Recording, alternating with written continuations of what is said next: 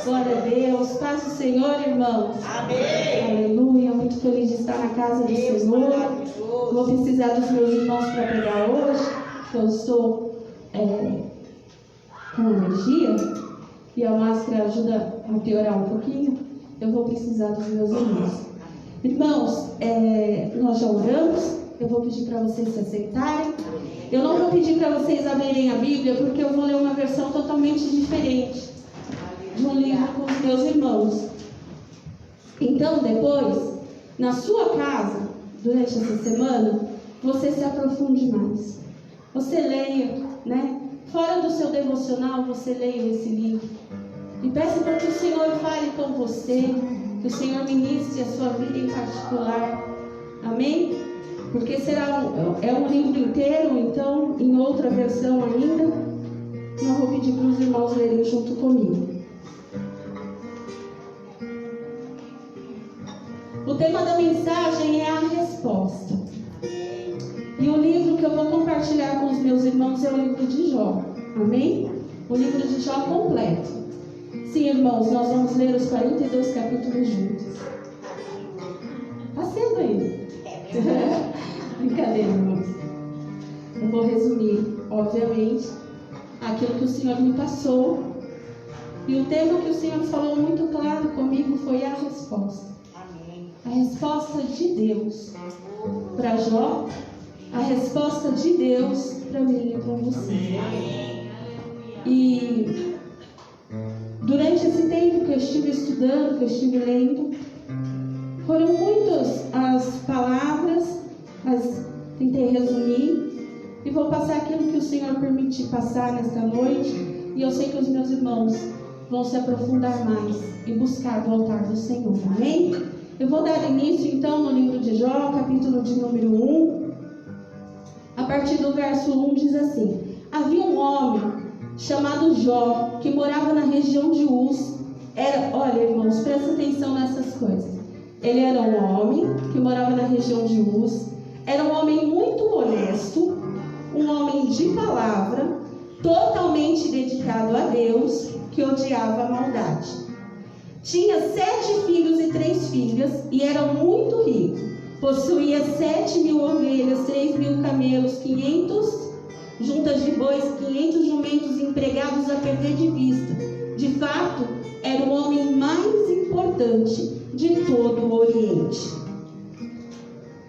Verso 6. Um dia, quando os anjos vieram prestar contas ao Eterno, Satanás, o acusador, veio com eles. O Eterno olhou para Satanás e perguntou: onde você andou? Satanás respondeu ao Eterno: andei por toda parte, para ver como estavam as coisas na terra. O Eterno disse a Satanás: você notou o meu servo Jó?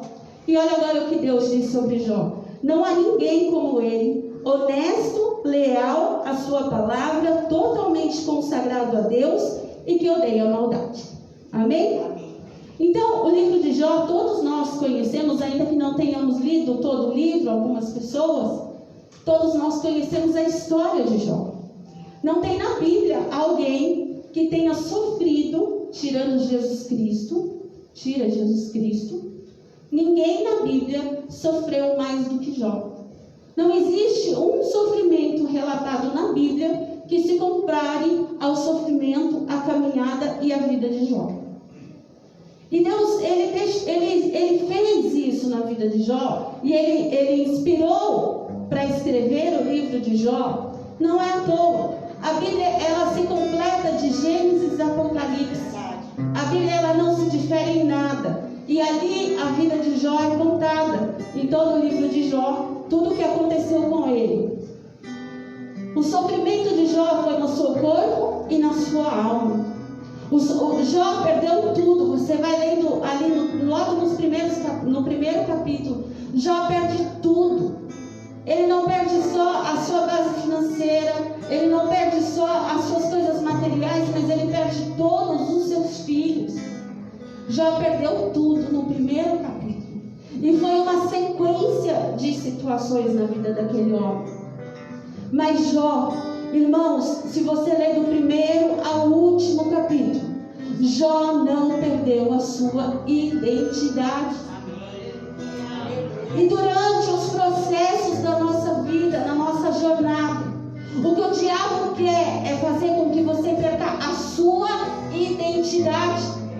E é por isso que nós vemos hoje as pessoas perdidas falando: eu não sei o que me aconteceu, eu não sei onde as coisas mudaram, eu não sei aonde eu me perdi de mim mesmo.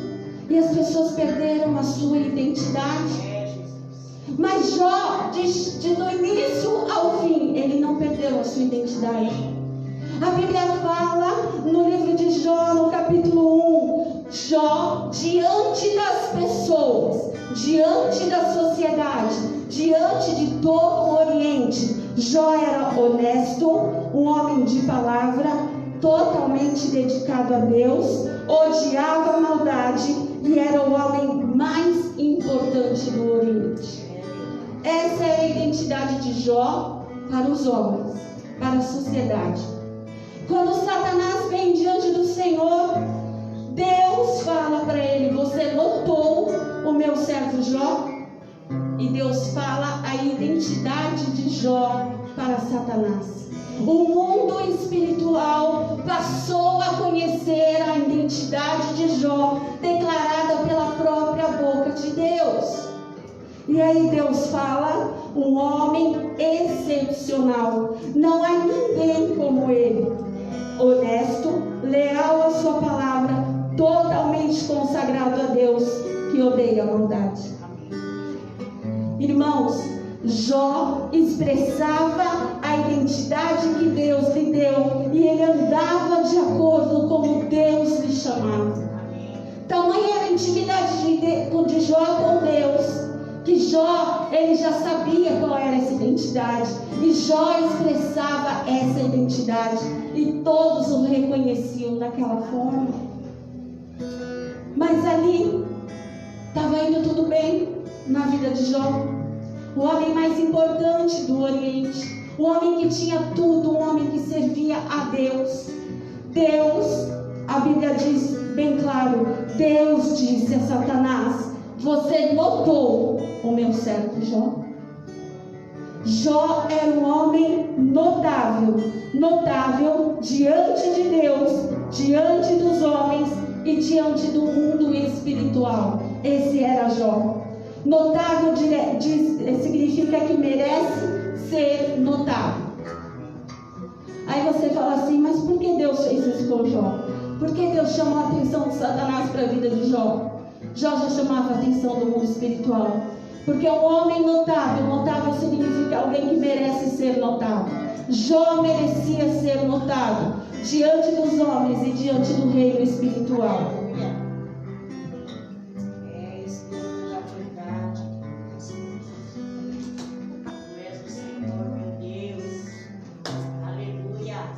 E ali, irmãos, a partir do momento que Jó se conheceu notável diante do Satanás, diante do mundo espiritual, as coisas mudaram. Ali começou as maiores adversidades, os maiores sofrimentos na vida de Jó. Foi quando ele passou a ser notável diante do mundo espiritual. Enquanto Jó era notável diante de todos os homens, diante de todo o Oriente, estava indo tudo bem. Enquanto Jó era notável diante de Deus, estava indo tudo bem. Mas quando Jó passou a ser notável diante do mundo espiritual, as coisas mudaram.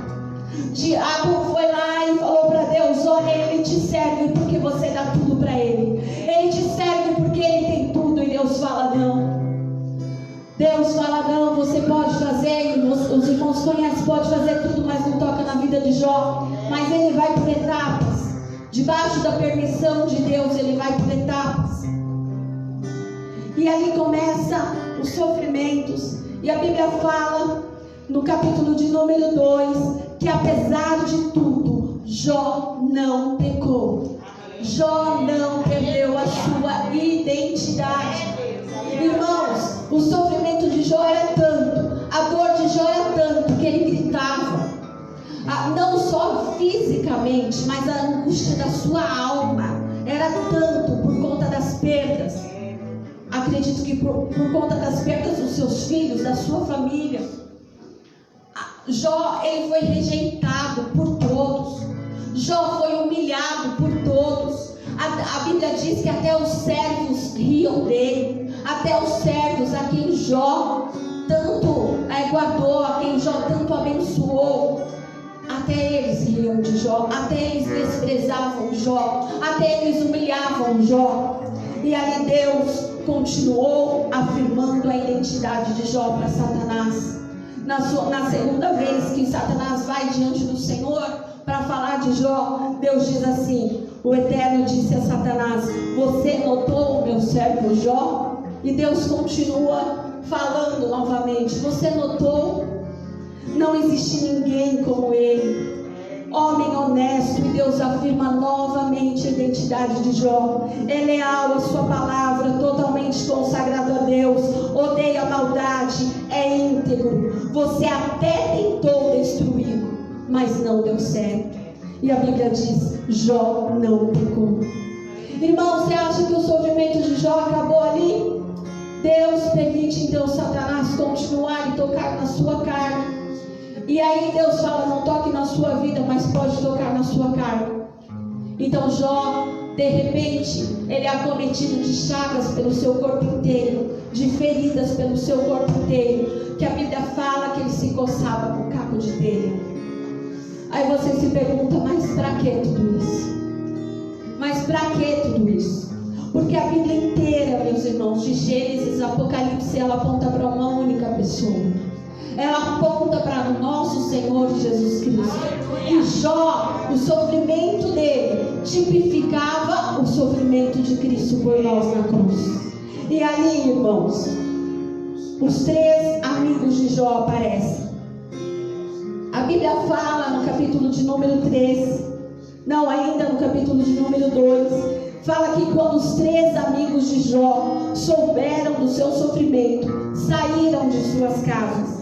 Elifaz de Temã, Bildade de Suá, Zofar de Naamate, e juntos foram consolar e confortar Jó.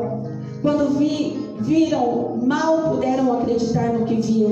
Seu amigo estava irreconhecível. Eles choravam de tristeza, rasgaram a própria roupa e jogaram terra na cabeça para demonstrar a sua dor. Depois sentaram-se com ele no chão. Ficaram 7 dias e 7 noites sentados ali, sem dizer uma palavra, pois viram que o sofrimento do amigo era demais.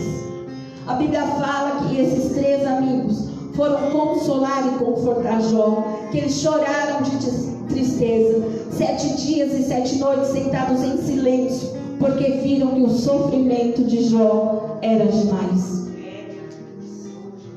Aqueles homens, eles eram as pessoas da intimidade de Jó. Eles eram os amigos de Jó. E eles viram Jó no seu pior estado. No pior estado da vida de Jó, aqueles homens estavam com Jó. E a sua mulher também estava.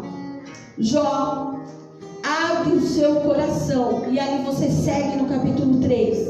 E Jó começa a abrir o seu coração para esses amigos. Após esses amigos se sentarem, chorarem com ele, ficarem em silêncio, Jó então abre o seu coração. E Jó grita de dor e sofrimento. E quando você lê o capítulo 3, Jó amaldiçoa o dia em que ele nasceu, o dia em que ele foi gerado. Mas em nenhum momento Jó peca contra Deus. E agora os seus amigos começam a acusar Jó usando o nome de Deus. Então começam muitos discursos de cada um dos amigos, muitos diálogos de cada um dos amigos de Jó. Começam a discursarem para Jó usando palavras muito lindas. E eles começam a defender a honra de Deus. E eles começam a defender a Deus. Então aqueles amigos passam a acusar Jó. Mas mesmo assim, meus irmãos, a pessoa da intimidade de Jó, a pessoa de confiança de Jó, para quem Jó se expôs no pior momento da sua vida, passou a fazer isso. Mas mesmo assim, Jó não perdeu a sua identidade. A mente de Jó estava guardada. Jó, ele tinha uma mente. A Bíblia fala que é um espírito inabalável, que é uma mente que é assim, uma mente convicta. Jó sabia quem ele era. Aleluia. E aqueles amigos, eles vieram com sofismas. Você sabe o que é um sofisma? Um sofisma é uma mentira que parece uma verdade. Então ela é muito bonita, o discurso é muito bonito. Então parece uma verdade muito floreada, muito bonita, mas é uma mentira. Os sofismas são discussões argumentativas que supostamente demonstram verdade, contudo possuem em sua essência características ilógicas, mentiras. Então aqueles 3 homens sábios, ditos sábios, porque eles eram conhecidos como sábios, e ali iniciam-se muitos discursos, onde esses 3 amigos sábios começam a acusar Jó, e eles argumentavam tanto, mas não conseguiram provar que Jó estava errado. Você vai ver do capítulo de número 3, do capítulo de número 4 até o 32, até o 31. É um discurso muito longo desses amigos acusando Jó e de Jó se defendendo. Diante de tudo que Jó estava passando, ele ainda tinha que argumentar e se defender, dizendo que ele não pecou, e os seus amigos dizendo que ele pecou. Lá no capítulo de número 32 de Jó, aleluia, no verso 1 a 5 diz assim: os 3 amigos de Jó ficaram em silêncio, estavam sem palavras e frustrados, porque Jó não cedia de jeito nenhum. Jó sabia quem era, não admitiu culpa. Então Eliú perdeu a paciência. Eliú era filho de Baraquel, de Buz, do clã de Rão. Ele estava furioso, porque Jó insistia em ter razão diante de Deus, e ele também estava zangado com os 3 amigos, porque argumentaram tanto, sem conseguir provar que Jó estava errado. Não conseguiram condenar Jó. São discursos, longos discursos, onde o nome de Deus é levantado, onde o nome de Deus é defendido. Mas eles não conseguem provar que Jó era pecador. Porque eles diziam ali que não era possível que Deus fizesse isso com Jó. Não era possível que Deus fizesse isso com alguém. Jó então tinha pecado. Jó então estava provando do fruto das suas ações. Jó plantou e agora ele estava colhendo. Jó plantou pecado, Jó plantou maldade. Então Jó estava colhendo tudo isso. É isso que esses longos discursos dizem. Em todo momento, aqueles homens acusam Jó. E em todo momento, Jó se defende diante deles. Jó não perde a sua identidade. Só que Jó também, não é que ele peca, mas Jó vai um pouco além em suas palavras, no sentido de que ele quer se justificar também diante de Deus. Mas nós vamos chegar nesse ponto. Parece, meus irmãos, que aqueles homens, diante do sofrimento de Jó, eles ficaram tão constrangidos, porque eles não conseguiam entender porque Jó estava passando por aquilo, que eles ficaram tão constrangidos, que eles estavam, como que Deus podia permitir isso? Então o erro não era Deus, mas o erro estava em Jó. Então eles tentam defender a Deus com argumentos falsos. Sabe por quê? Porque o que estava acontecendo na vida de Jó estava além da compreensão humana, estava além da sabedoria daqueles homens, estava além do conhecimento daqueles homens. O que estava acontecendo na vida de Jó era no mundo espiritual. A guerra era mais alta, a guerra era entre Deus e Satanás, tipificando Jesus Cristo na cruz. Aqueles homens não entendiam, então eles foram tomados de um constrangimento e queriam defender a Deus. Mas eles defenderam com mentiras e com falsidades. E Deus diz isso para eles em Jó 42, no versículo 7 e 8, Deus fala para eles assim: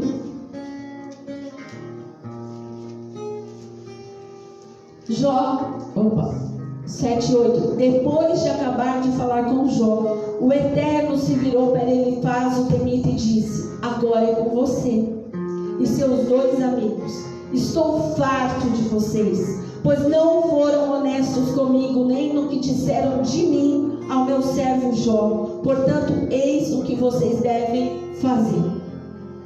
Deus, ele chama eles, depois de terminar o diálogo com Jó, e ele fala: olha, eu estou farto de vocês. Vocês não foram honestos. Vocês não disseram a verdade ao meu respeito, ao meu servo Jó. E para aplacar a ira, nós vamos ver mais para frente. Então, Deus, ele não aceita aqueles argumentos falsos daqueles 3 homens, ainda que eles defendam o nome de Deus. E às vezes, meus irmãos, o que acontece na sua vida, na vida do cristão, você vai passando por processos e situações, e aí as pessoas não entendem, você não entende, porque Jó também não entendia, mas Jó não aceitava o que eles acusavam. E aí as pessoas não entendem e elas querem arrumar um argumento para aquilo que é um processo de Deus na sua vida. E eu quero te chamar a olhar que o que Deus está fazendo na sua vida é algo que é entre você e Deus no mundo espiritual. Há coisas, a Bíblia diz que o homem espiritual discerne as coisas espirituais e de ninguém é discernido. Então, irmãos, tem coisas que não tem explicação, porque é a obra de Deus na sua vida, e que lá na frente você vai entender. E como nós louvamos aqui hoje, de repente, numa palavra, num dizer de Deus, todas as coisas mudam, e a sua vitória chega, a sua bênção chega, e você também não consegue nem entender. Lá em Jó 13, versículos de 6 e 7, diz assim: ouçam agora, enquanto apresentam, Jó falando, o meu caso. Considerem o meu ponto de vista, ou vocês vão continuar mentindo em nome de Deus, inventando histórias para defender a Deus. Jó tinha convicção de quem ele era. Sabe o que acontece? Nós estamos no mês de renovação do nosso entendimento da mente. Jó, ele tinha convicção da sua identidade. Ele sofreu muito, mas ele sabia que ele não tinha pecado. Ele sabia quem ele era. Impossível também ele ser justo diante de Deus. Ele sabia quem ele era, mas ele sabia que ele não tinha pecado para acontecer aquelas coisas. Mas ele também sabia que era impossível não ser pecador diante de Deus, né? E aí, Jó, irmãos, em Jó 16, do versículo 18 ao 22, Jó, ele faz uma das declarações mais lindas, né? Voltado o seu olhar para Deus e para Jesus Cristo. Em Jó, capítulo 16, versículos 18 a 22, eu vou ler em outra versão. Aleluia!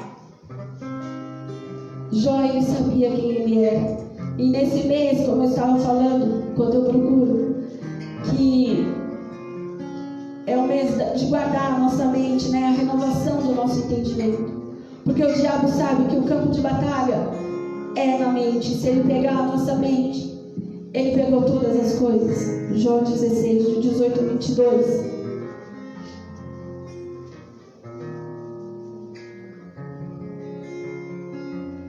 Aleluia, Jesus.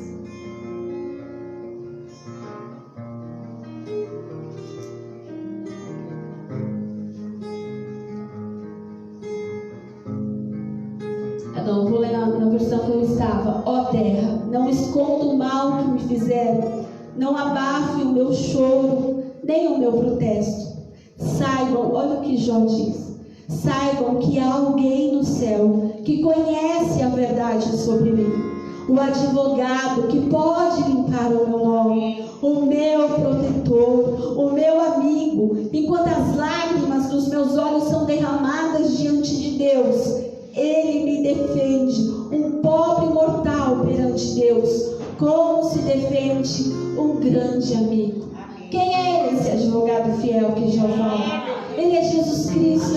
Enquanto aqueles homens o acusavam, enquanto ele passou por toda aquela situação, aquela dor, aquele sofrimento, aquele desespero, ele olha para o Senhor e ele fala: eu sei que tem alguém que intercede por mim. Ele é um advogado fiel, ele é o meu amigo e ele vai interceder diante de mim.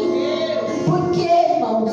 Porque não tem como o homem não se justificar diante de Deus.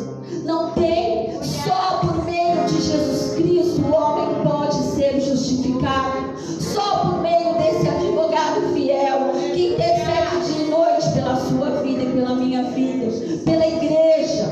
Jesus Cristo foi, mas ele deixou o Espírito Santo e ele intercede por nós.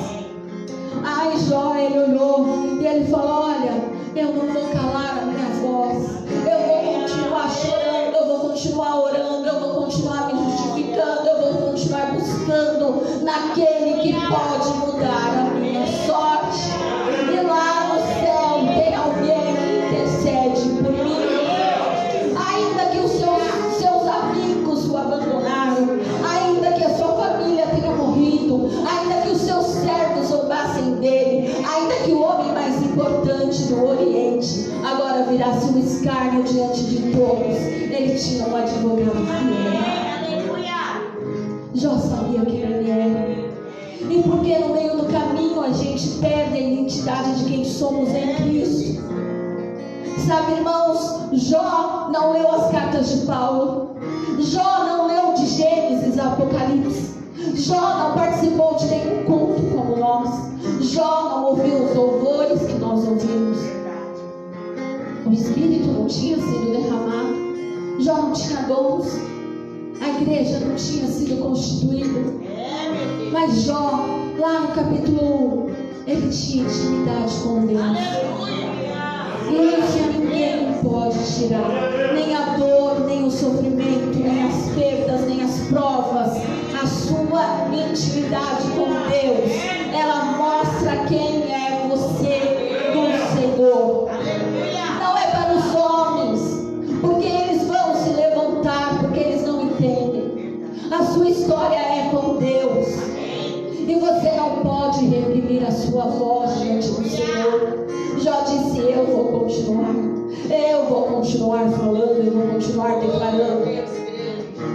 E ali, irmãos, Jó, ele declara que ele tem um advogado. Jó, ele declara: olha, tem alguém que intercede por mim. Em Jó, capítulo 19, do versículo 25 ao 27. Alguém pode ler para mim, por favor?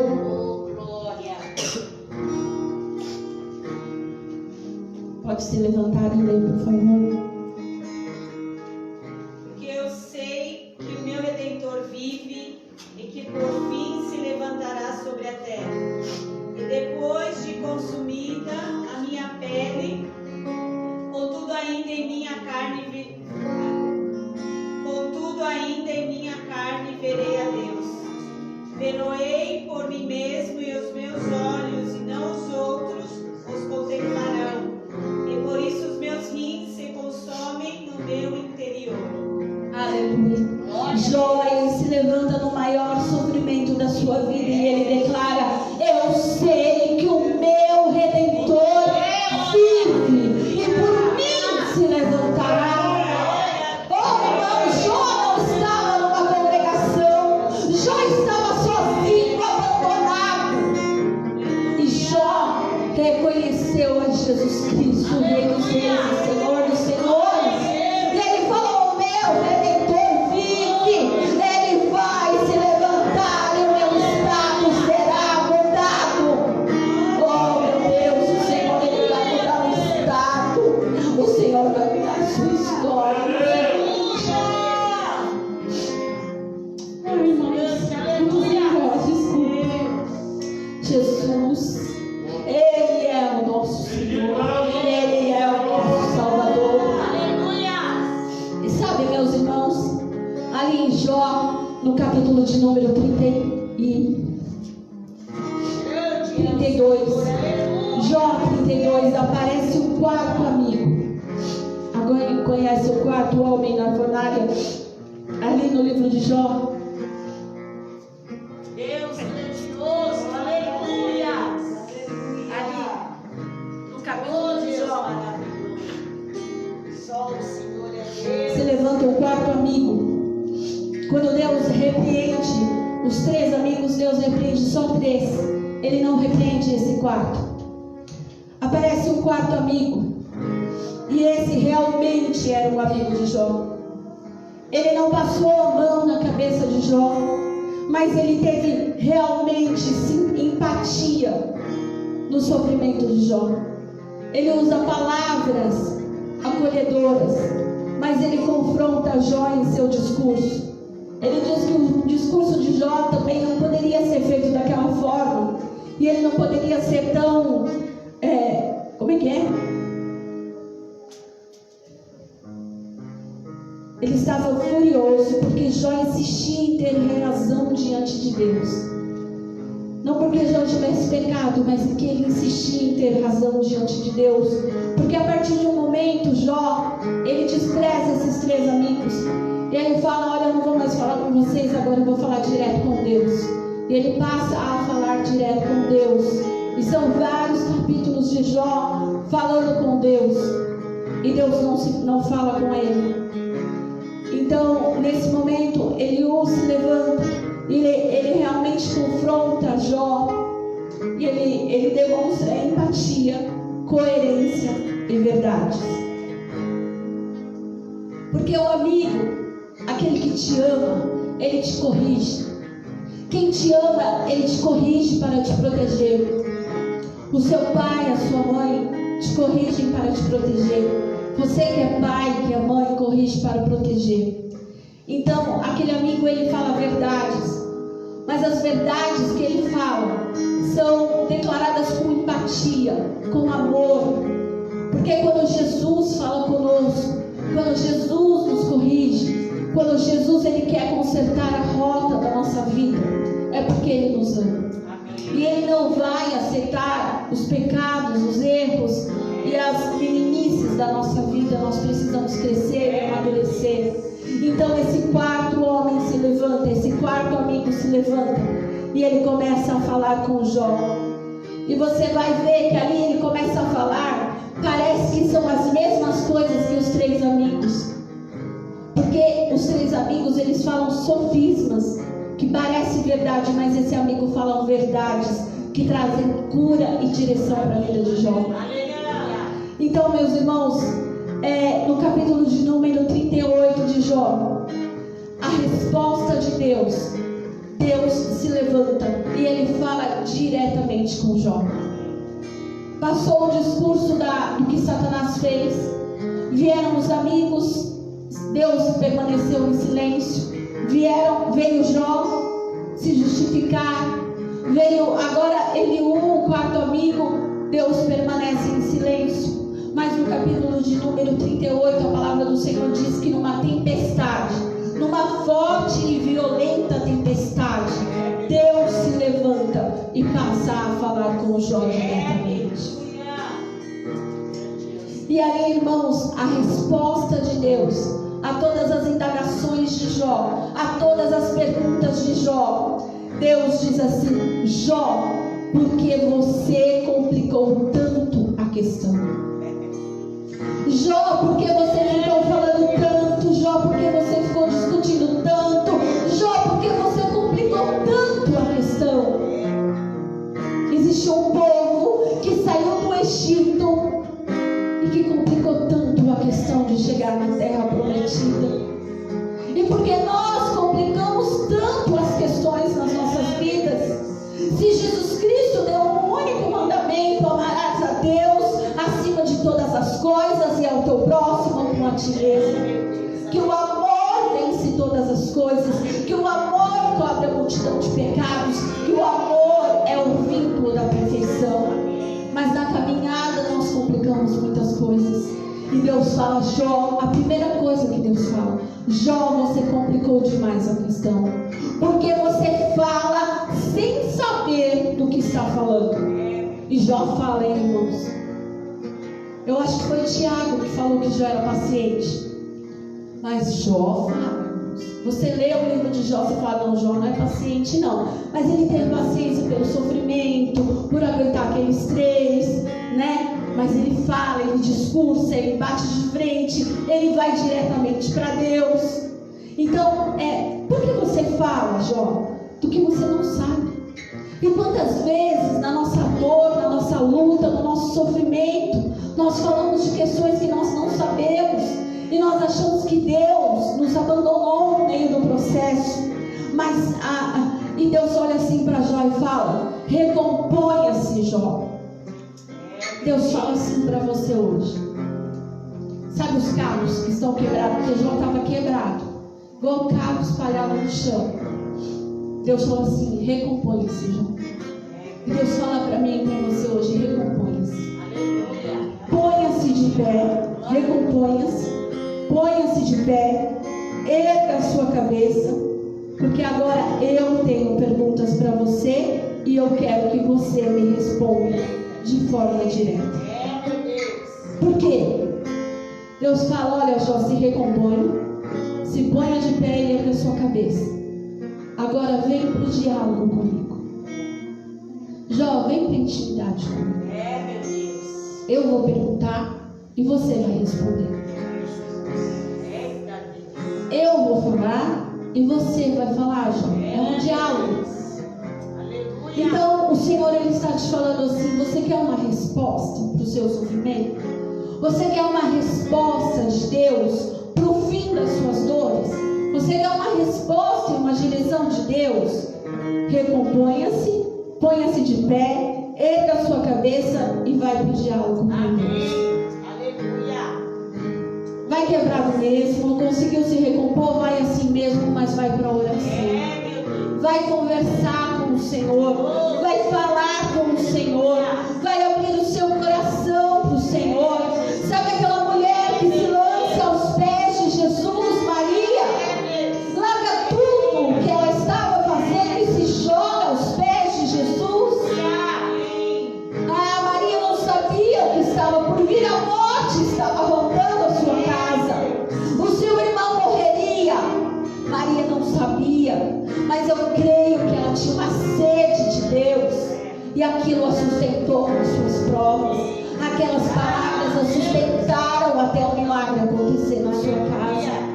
Sabe o que te sustenta, meu irmão? Não é a sua fama, não são os seus amigos e muitas vezes não será a sua família, mas o que te sustenta todos os dias é o que você tem dele, é o que você recebe dele, é a palavra dele com você. Então Deus chama Jó para um diálogo e ele começa a falar. Sabe o que Deus fala para Jó? Deus se apresenta a Jó. A primeira coisa que Deus fala para Jó, quando ele chama ele para o diálogo e agora começa a conversa deles, ele se apresenta para Jó.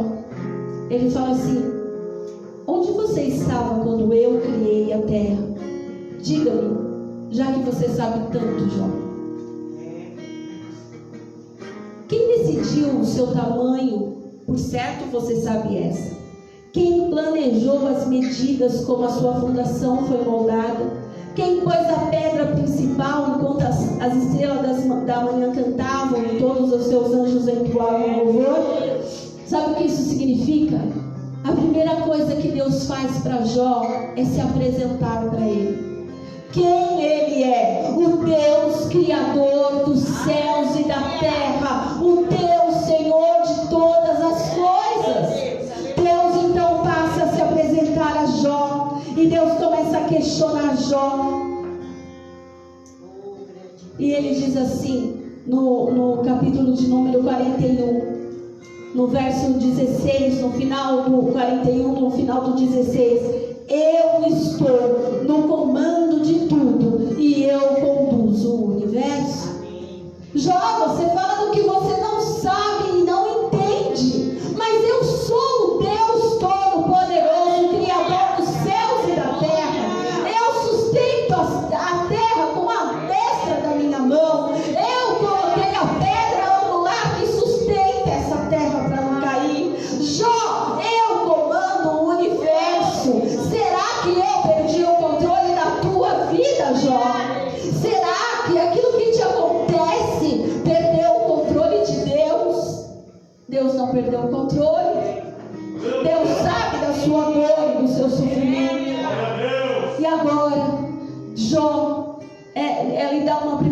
resposta e depois Deus continua falando com ele. Por fim, Jó responde.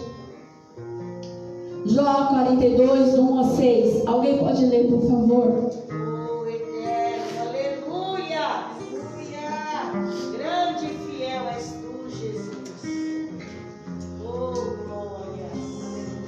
Então respondeu Jó ao Senhor: bem sei que tudo podes, e nenhum dos teus planos pode ser frustrado. Quem é aquele, como disseste, que se conhecendo encobre o conselho? Na verdade, falei do que não entendia, coisas maravilhosas demais para mim, coisas que eu não conhecia. Escuta-me, pois havia dito e falarei, eu te perguntarei e tu me ensinarás. Eu te conhecia só de ouvir, mas agora os meus olhos te veem. Por isso me abomino e me arrependo no pó e na cinza. Oh, Deus. Aleluia. Aleluia. Eu te conhecia de ouvir falar, mas agora, Deus, os meus olhos te veem. Por quê? Porque depois do processo, depois da conversa, depois da oração, depois da intimidade, Jó conhece a Deus olho no olho. Os meus olhos te veem. Eu falei de coisas que eu não conhecia, obras maravilhosas demais para mim, para o meu entendimento, mas agora os meus olhos te veem. Me perdoa. E ali, irmãos, Deus olha, Deus termina o diálogo. Jó fala, Deus olha para o amigo, para os 3 amigos, e o repreende, como eu li no início. E ele fala assim para os amigos: portanto, eis o que vocês devem fazer: peguem 7 tesouros e 7 touros e 7 carneiros e levem para o meu servo Jó. Entreguem uma oferta de sacrifício e o meu servo Jó orará por vocês.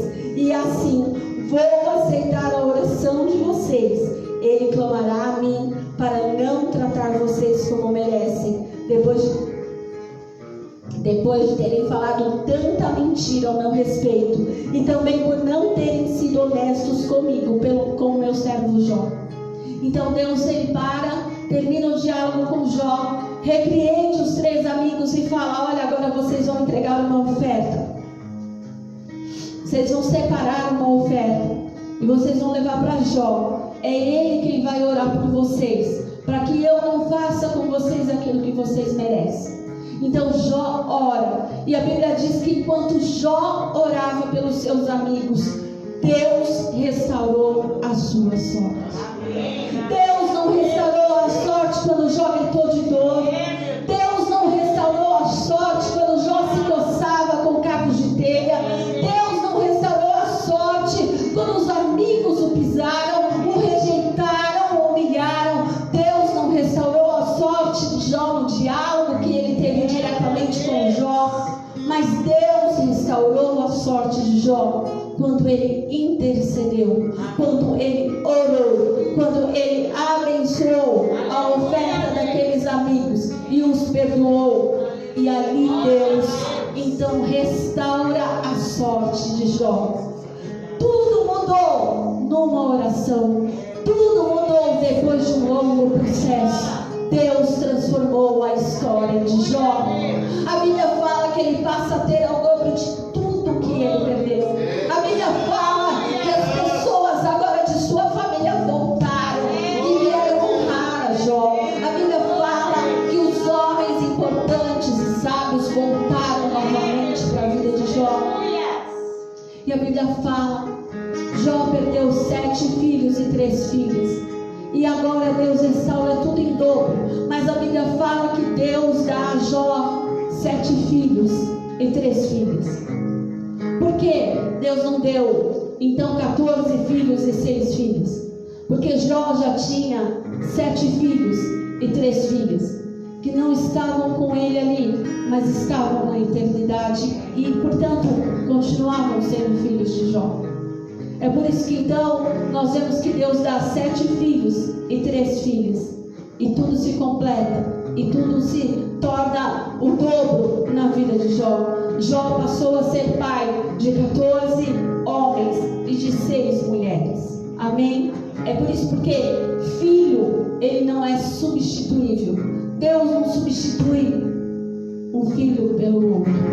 Os filhos de Jó estavam na eternidade, e agora Deus deu outros filhos a Jó. Eles não substituíram os que se foram. Isso seria crueldade, né, irmãos? Porque não existe substituição de filhos.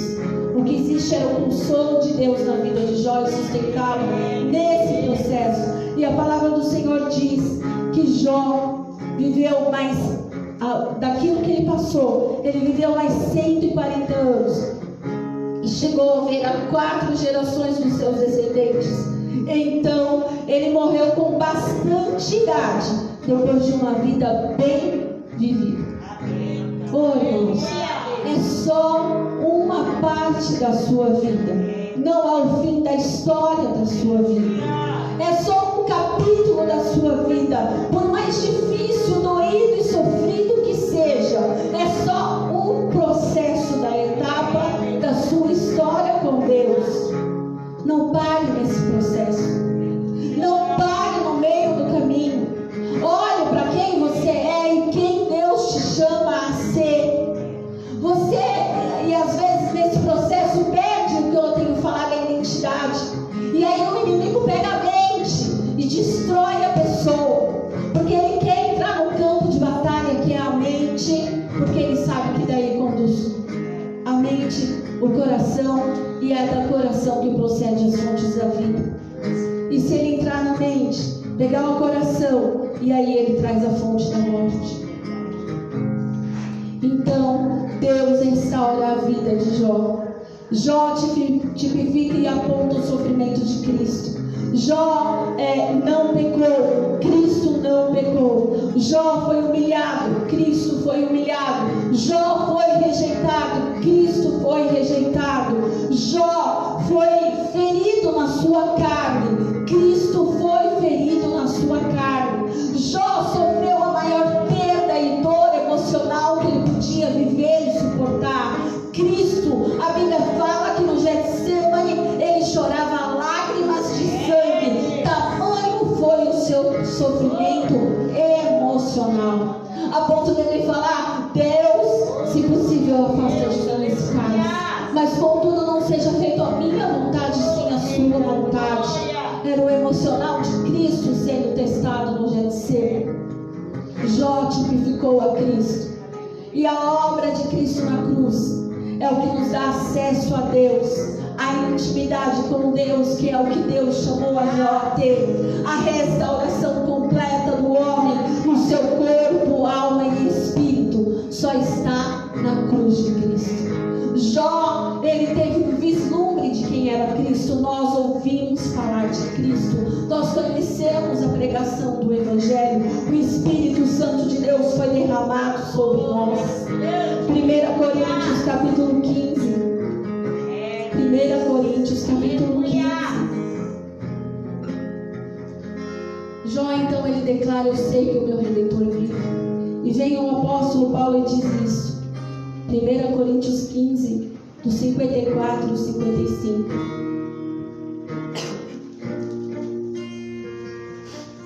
No momento em que este corpo perecível se revestir da incorruptibilidade, e o que é mortal foi revestido da imortalidade, então se cumprirá a palavra que está escrita: devorada foi a morte pela vida. Onde está a morte, a tua vitória? Onde está a morte, o teu aguilhão? Porquanto o aguilhão da morte é o pecado, e o poder do pecado é a lei. Contudo, graças a Deus, que nos dá a vitória por intermédio de nosso Senhor Jesus Cristo.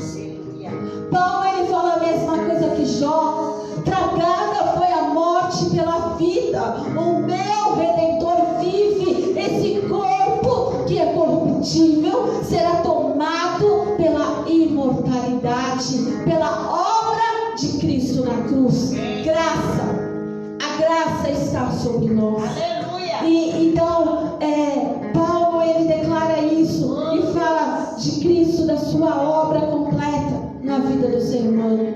Irmãos, um momento da sua vida não pode definir a sua identidade e eternidade. Aliás, um momento da sua decisão de vida pode definir para onde você vai passar a sua eternidade. E Jó, ele declarou: ainda que o meu corpo se corrompa e veja a morte, o meu Redentor vive e ele se levantará. Paulo, ele declara: esse corpo que é corruptível vai se tomar pela imortalidade, graças a Cristo que venceu a morte. Eu e você somos a igreja de Cristo e ele vem nos buscar. Não desista nesse processo. Não desista em meio à sua dor e sofrimento. Olhe para a cruz.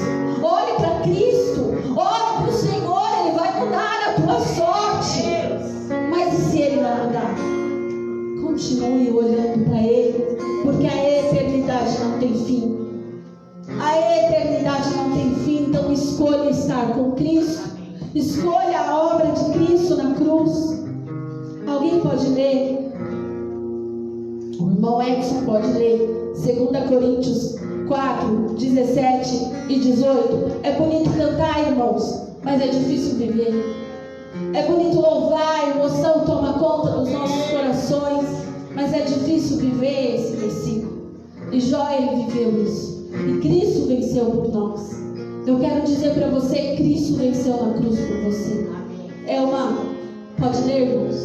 2 Coríntios 4, 17 e 18. Porque a nossa leve e momentânea tribulação produz para nós um peso de eterno de glória, muito excelente, não atentando nós nas coisas que se veem, mas nas que se não veem, porque as que se veem são temporais, e as que se não veem são eternas. Amém?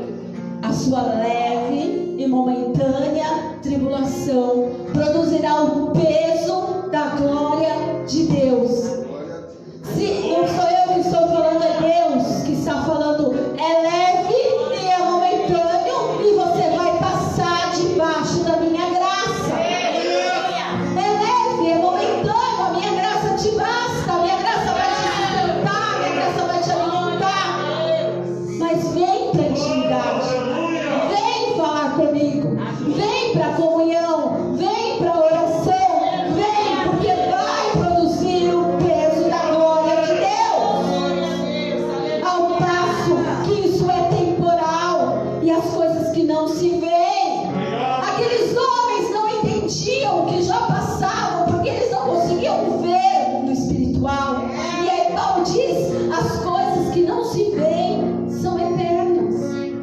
Não abra mão da sua salvação pela sua leve e momentânea tribulação. Não blasfeme contra o Senhor. No pior dia da tua vida, não blasfeme contra o Senhor.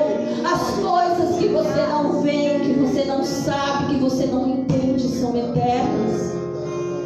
Você vai andando, como foi declarado, e chorando, mas vai andando e vai plantando, que vai colher aqui ou na eternidade, como a própria palavra diz. Se não desfalecermos aqui, nós vamos colher na eternidade. O nosso trabalho no Senhor não é em vão. Não desista. Não desista do teu chamado. Não desista do teu Senhor e Salvador Jesus Cristo. Não abra mão da graça. Não saia debaixo da graça. É ela que te sustenta. Não saia debaixo das mãos do Senhor, porque são elas que te sustentam. Está chorando, tem um louvor que fala: vai chorando, gente, chora, mas vai, em nome de Jesus. Sabe, irmãos, falar dos milagres de Jesus é maravilhoso, pregar os milagres de Jesus é maravilhoso. Jesus continua fazendo isso. Jesus continua curando, libertando, salvando, transformando, continua fazendo maravilhas, milagres extraordinários. Nós vimos e vemos aqui na nossa igreja. Nós vimos obras extraordinárias. das mãos de Deus. Mas e quando Deus não faz? E quando Deus pega a vida de Jó, que não pecou e passou por tudo aquilo? E aí, é o processo de amadurecimento do cristão, e ele quer sair debaixo da graça. E ele quer sair debaixo da graça, da cobertura de Cristo. E aí ele não aguenta. O que o diabo mais quer fazer é te isolar. Porque se ele te isolar, o primeiro passo da depressão é a pessoa se isolar. O primeiro sentimento é a pessoa se isolar. Porque o diabo sabe que se você se isolar, ele vai te destruir. A pessoa passa pela depressão, ela quer se isolar, ela não quer buscar ajuda médica, ela não quer ajuda psicóloga, ela não quer familiar, ela quer se isolar porque ela quer, aquele sofrimento é tanto que ela quer se isolar. Mas não se isole, não se esconda, não se afaste, corra para o Senhor, corra para o tratamento, corra para as opções que estiverem disponíveis, mas não se isole. O diabo ele quer destruir corpo, alma e espírito. Sabe por quê, irmãos? Porque para mim e para você, pelo sangue de Jesus Cristo, tem perdão. Para mim e para você, pelo sangue de Jesus Cristo, tem acesso ao trono.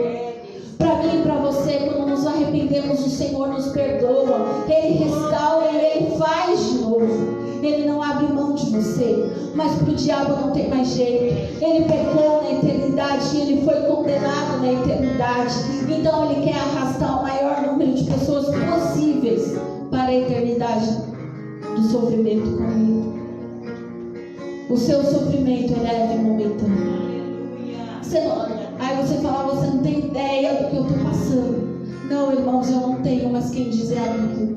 E esse sofrimento, ele produzirá o peso da glória de Deus. Não é o peso da sua glória, não é o peso da sua fama, não é o peso do seu querer, é o peso da glória de Deus. Não desista, permaneça firme, busque ao Senhor.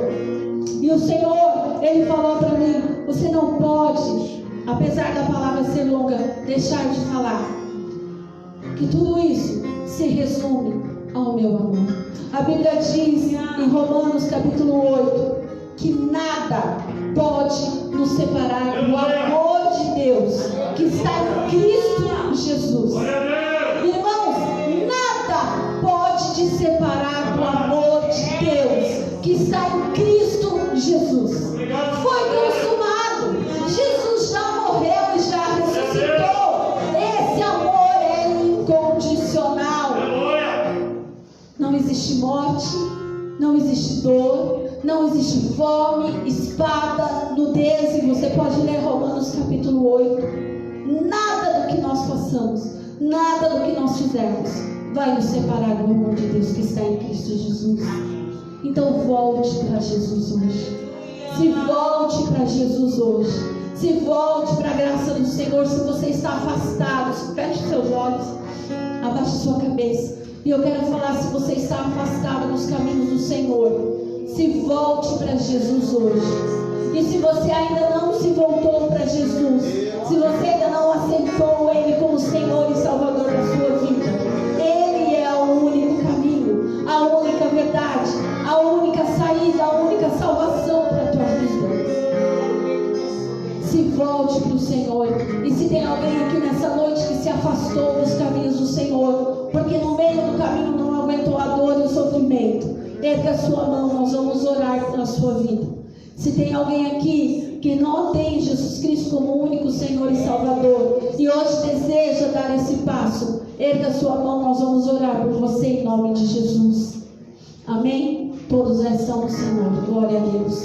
E eu quero terminar dizendo: o Senhor te ama. O Senhor te ama. Ele te chama hoje para estar junto dele. Essa dor, esse sofrimento vão passar. Fique de pé, nós vamos orar.